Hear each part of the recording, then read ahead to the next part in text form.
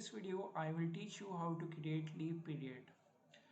So for creating leave period we will go and type leave period on our search bar, and as we type you can see here is a drag and drop list where you can see leave period. Select this and then press this add leave period button, and here we will put from date and to date. Usually it's like for a year, so we will come here and select 1st January and it will automatically select 31st December, and then we will mark this as active, and we will come here and select holiday list from here.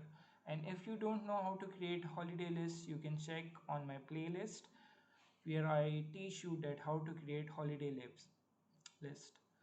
Then we will come here and save this, and here you have created your leave period on Sowaan ERP.